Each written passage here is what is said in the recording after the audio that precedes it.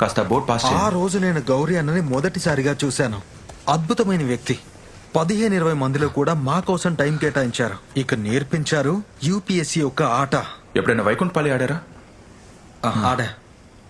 Yes, ఇలాంటిదే UPSC కూడా. జాగ్రత్తగా చూడండి. ఇక్కడున్నారు మీరు. యూపీఎస్సీలో మొదటి పాయింట్ ప్రిలిమ్స్ చదవడం. మీలాంటి హిందీ మీడియం వాళ్ళు 2 లక్షలకు పైగా రాస్తారు. కానీ ఈ నిచ్చెనతో మెయిన్స్ దాకా చేరుకున్నది కేవలం 1000-1500 మంది మాత్రమే. అంతేనా? జారిపోయాయా? ఇంకా 1000-1500 మందిలో నుంచి కేవలం 150-200 మంది మాత్రమే ఈ రెండో నిచ్చెన ఎక్కి ఫైనల్ ఇంటర్వ్యూకి చేరుకుంటారు. లక్ష్యానికి చేరువలో ఉంటారు.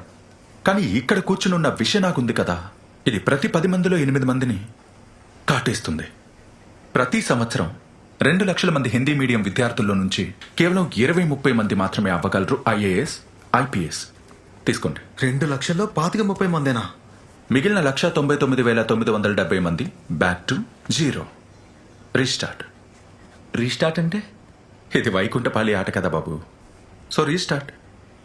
నేను 5 సంవత్సరాల్లో 5 సార్లు ఫెయిల్ అయ్యాను. 5 సార్లు రీస్టార్ట్ చేశాను. చివరిగా నాకు అర్థమైన విషయం ఏంటంటే నేనేం మిస్ అయ్యానని.